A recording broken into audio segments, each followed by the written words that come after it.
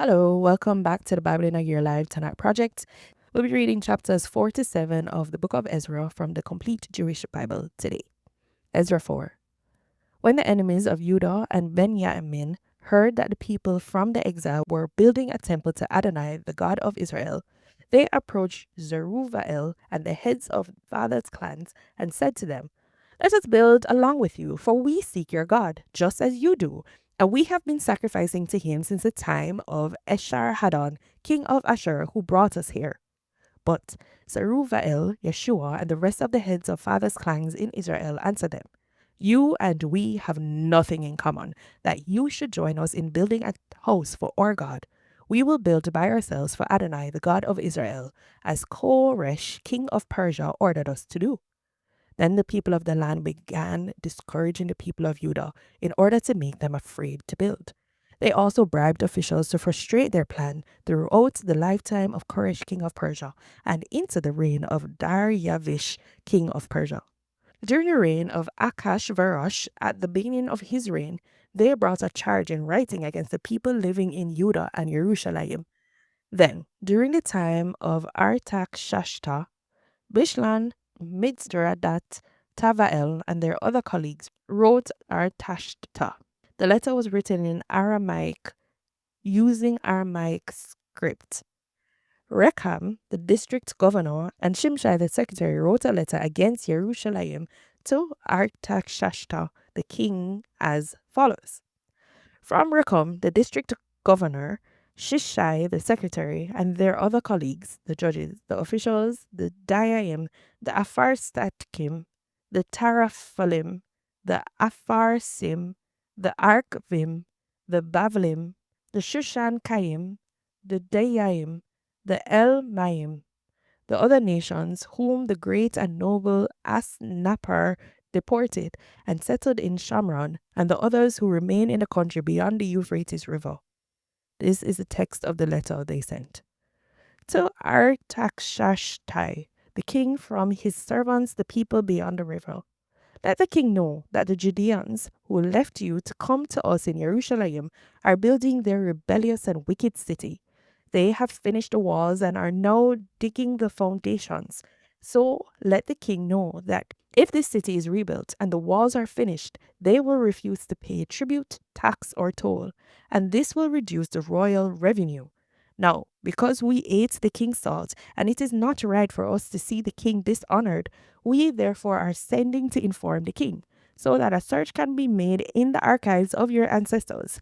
In these archives, you will find and ascertain that this city is indeed a rebellious city, the bane of kings and provinces, and that sedition has been fostered there since ancient times, which is why this city was destroyed. We submit to the king that if this city is rebuilt and the walls are finished, you will soon lose possession of all territories beyond the river.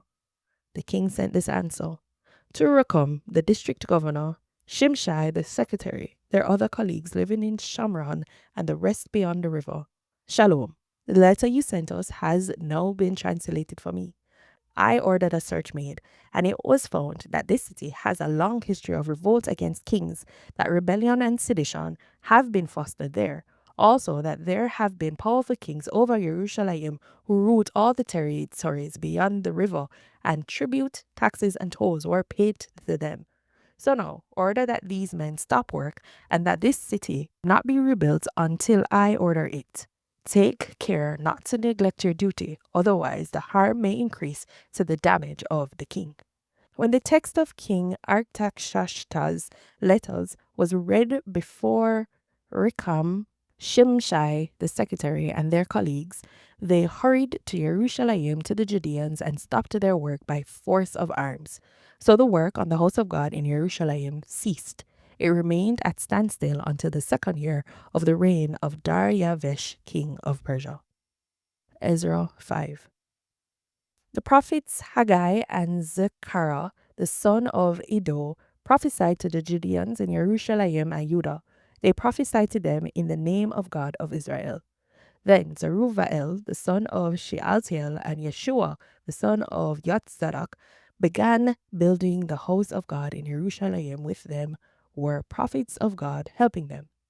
No sooner had they begun, when Tatnai, the governor of the territory beyond the Euphrates River, Shishtar, Boznai, and their colleagues came and asked them, "Who gave you permission to rebuild this house and finish the wall? What are the names of the men putting up this building?" But the eye of their God was on the leaders of the Judeans, so they didn't stop them until the matter could come before Dariavesh and a reply in writing be received.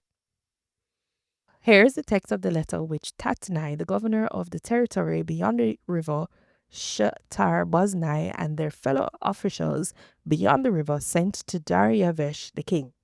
They sent him a letter in which it was written, "To Dariavesh the king, complete shalom. Let the king know that we went to the province of Judah, to the house of the great God. It is being rebuilt with large stones, and timber is being set in the walls. This work is being done energetically, and it is making good progress under the direction of their leaders. We asked them, 'Who gave you permission to rebuild the house and finish this wall?' We also asked them their names so that we could write you the names of the men in charge of them. They gave us this answer: 'We are the servants of the God of heaven and earth. We are rebuilding the house that was built many years ago, built and finished by a great king of Israel. But because our ancestors provoked the God of heaven, he handed them over to Nebuchadnezzar, king of Babel, the Chazdi. He destroyed this house and carried the people off to Babel. But in the first year of Koresh, king of Babel, Koresh the king gave authority to rebuild this house. Moreover, the gold and silver articles belonging to the house of God, which Nebuchadnezzar had removed from the temple in Jerusalem and brought to the temple of Babel, Koresh the king took out of the temple in Babel. They were turned over to a man named Sheshbazzar, whom he had appointed governor. He said to him, "Take these articles, go put them in the temple in Jerusalem, and let the house of God be rebuilt on its original site." So this is same Sheshbazzar came and laid the foundations of the house of God in Jerusalem. It has been under construction ever since, and it isn't finished yet. Now therefore, if it seems good to the king, let a search be made in the royal treasury there in Babel to determine whether a decree was issued by Koresh the king to rebuild this house of God in Jerusalem. And let the king send us this decision concerning this matter. Ezra 6. Dariavesh, the king, issued an order, and search was made in the archives building where treasures were stored in Babel. And there was found at Akamta in the palace, which is in the province of Media, a scroll on which was written the following: Memorandum. In the first year of Koresh the king issued this decree: concerning the house of God in Jerusalem, let the house be rebuilt, the place where they offer sacrifices, and let its foundations be firmly laid. Its height is to be 90 feet and its breadth 90 feet, with 3 rows of large stones and 1 row of new timber. The expenses are to be charged to the king's treasury. Also, let the gold and silver articles belonging to the house of God, which Nebuchadnezzar removed from the temple at Jerusalem and brought to Babel, be restored and returned to the temple in Jerusalem, each item to its place. And you are to put them in the house of God. Therefore, Tatnai, governor of the territory beyond the river, Shatar, Boznai, and your colleagues, the officials beyond the river, stay away from there. Let the work of this house of God alone. Let the governor of the Judeans and the leaders of the Judeans rebuild this house of God on its site. Moreover, I herewith issue this order concerning how you are to assist these leaders of Judea in rebuilding this house of God. The expenses of these men are to be defrayed promptly from the royal funds, from the taxes collected beyond the river, so that the work can continue. Whatever they need, young bulls, rams, and lambs, for burnt offerings to the God of heaven, wheat, salt, wine, and olive oil, according to what the Kohanim in Jerusalem say, is to be given them daily without fail, so that they can offer sacrifices with a fragrant aroma to the God of heaven and pray for the life of the king and his sons. I also order that if anyone defies this order, a beam is to be pulled from his house, and he is to be lifted up and impaled on it. His house is to be reduced to rubble. May the God who has caused his name to be there overthrow any king or people that tries to defy it and destroy this house of God in Jerusalem. I, Dariavesh, have issued this order. Let it be carried out to the letter. Then Tatnai, the governor of the territory beyond the Euphrates River, Shutar, Boznai, and their colleagues obeyed strictly, because Dariavesh the king had given the order to do so. The leaders of the Judeans made good progress with the rebuilding, thanks to the prophesying of Haggai the prophet and Zechariah the son of Iddo. They kept building until they were finished in keeping with the command of the God of Israel and in accordance with the order of Koresh, Dariavesh, and Artakshashtai, king of Persia. This house was finished on the third day of the month Adar in the 6th year of the reign of Dariavesh the king. The people of Israel, the Kohanim, the Livim, and the other people from the exile joyfully dedicated this house of God. At the dedication of this house of God, they offered 100 young bulls, 200 rams, 400 lambs, and, as a sin offering for all Israel, 12 male goats, responding to the number of the tribes of Israel. Then they installed the Kohanim in their divisions and the Levim in their orders for the service of God in Jerusalem, as written in the book of Moses. The people from the exile kept Pesach the 14th day of the first month, for the Kohanim and the Levim had purified themselves together. All of them were pure. So they slaughtered the Pesach lambs for all the people from the exile, and for their kinsmen the Kohanim, and for themselves. The people of Israel who had returned from the exile, and all those who had renounced the filthy practices of the nations living in the land, in order to seek Adonai, the God of Israel, ate the Pesach lamb, and joyfully kept the feast of Matzah for 7 days. For Adonai had filled them with joy by turning the hearts of the king of Ashur toward them, so that he assisted them in the work of the house of God, the God of Israel. Ezra 7. After these events, during the reign of Artakshashtai, king of Persia, Ezra, the son of Shariah, the son of Azariah, the son of Hilkiah, the son of Shallum, the son of Tizadok, the son of Achitov, the son of Amariah, the son of Azariah, the son of Muriat, the son of Zachariah, the son of Uzi, the son of Bukai, the son of Avishua, the son of Phinehas, the son of Eleazar, the son of Aaron, the Kohen Hagal. This Ezra went up from Babel. He was a scribe, expert in the Torah of Moshe, which Adonai, the God of Israel, had given. And the king granted him everything he asked for, since the hand of Adonai his God was on him. In the 7th year of Artashashtai, the king, some of the people of Israel and some of the Kohanim, Leviim, singers, gatekeepers, and temple servants went up to Jerusalem. Ezra arrived at Jerusalem in the 5th month of the 7th year of the king. He began going up to Jerusalem from Babel on the 1st day of the 1st month and arrived on the 1st day of the 5th month, since good hand of his God was on him. For Ezra had set his heart on studying and practicing the Torah of Adonai and teaching Israel the laws and rulings.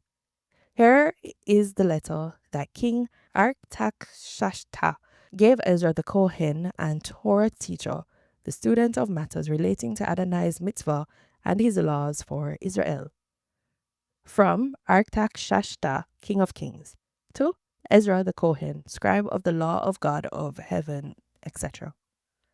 Herewith, I decree that everyone in my realm who belongs to the people of Israel, including their Kohanim and Levim, who of his own free will chooses to go with you to Jerusalem, should go. You are being sent by the king and his 7 counselors to inquire how the law of your God, of which you have expert knowledge, is being applied in Judah and Jerusalem. You are also to bring with you the silver and gold which the king and his counselors have voluntarily offered to the God of Israel, whose dwelling is in Jerusalem, together with all the silver and gold you received throughout the province of Babel, and the voluntary offerings of the people and the Kohanim that have been offered willingly for the house of their God in Jerusalem. You are to spend the money carefully on young bulls, rams, and lambs with their grain offerings and drink offerings, and offer them on the altar of the house of your God in Jerusalem. Whatever seems good to you and your kinsmen to do with the rest of the silver and gold, do it according to the will of your God.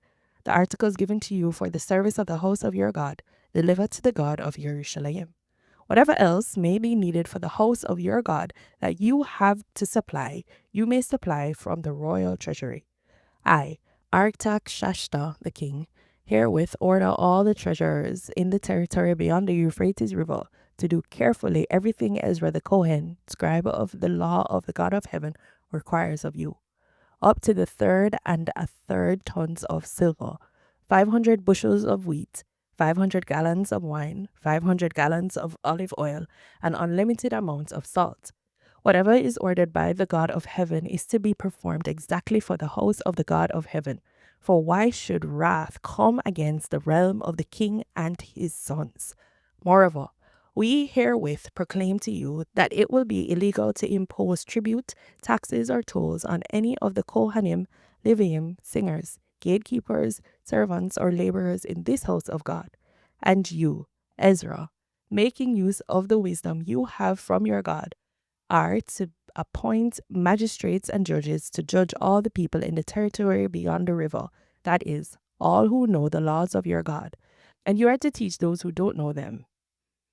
Whoever refuses to obey the law of your God and the law of the king, let the judgment be executed on him swiftly, whether it be death, banishment, confiscation of goods, or imprisonment.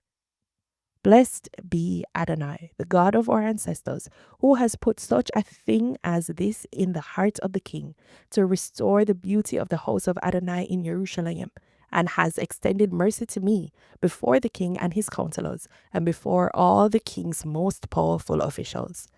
So I took courage, since the hand of Adonai my God was on me, and I gathered together all of Israel, key men, to go up with me. This is the word of the Lord. Thanks for joining us this week, and we'll see you again tomorrow where we start a brand new week. Blessings.